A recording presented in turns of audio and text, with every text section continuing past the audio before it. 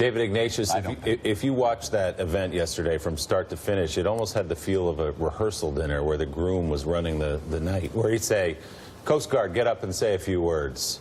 Air Force, get up and say a few words about how well we've done and how well we continue to do. Meanwhile, 93% of the island's still without power. The death toll was revised up again last night to 34, and it'll continue to go up. All the things we know to be true.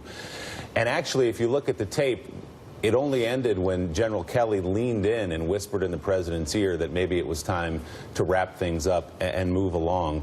What were your reflections as you watched that yesterday? Yeah, I shared what everyone on the panel has said. There is with Donald Trump a focus on me and mine that gets in the way of his connecting and sometimes seeing what's out there. That's one reason I honestly am worried about the growing friction in his cabinet. The balance wheel in this administration in terms of foreign policy has been the bond between Rex Tillerson, the Secretary of State, and Jim Mattis, the Secretary of Defense.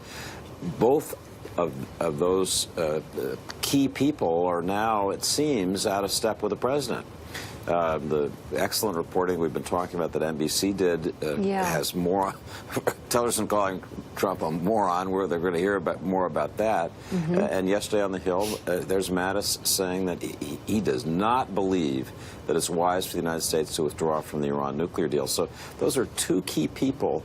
And what comes next? I've described Trump as the iron whim. You know, he's like inflexible, but it just goes from day to day. You have no idea what happens next in this story, because we're in a very dangerous time. We're in something closer to a nuclear confrontation than I can ever remember, and you got the president flipping rolls of paper towels. So it's interesting. You just wonder. You have to look at this NBC News exclusive for what it is, and there's still a lot of questions as to if Secretary Tillerson believes that Donald Trump is a moron, and perhaps some others in the administration do, the intentions of trying to keep him in might be because there are members of his team that need him in because they want to act at some point.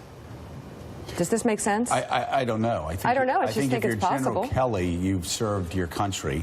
Yeah. You've given your all to this country, and you don't want to see all the things that you have fought for and your son has fought and died for, and all the things you've committed your life to, being frittered away over a 4-year time by somebody that is woefully ill-equipped to be president of the United States. But if you have someone who's unfit or someone who is a danger, which even Newsweek was recently covering analysis of his behavior being dangerous, that maybe there is a team coalescing inside the White House. Well, I don't think we're there yet. I'm just saying it's possible. We'll see. Let's go to Casey Hunt. Casey, obviously covering the President of the United States is always fascinating. You've been doing it from the very beginning of the campaign.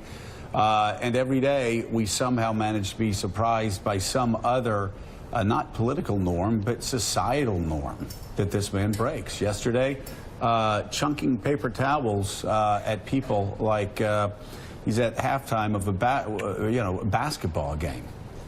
People who are suffering, treating them basically like peasants. Here, a paper towel for you. Here's a paper towel for you.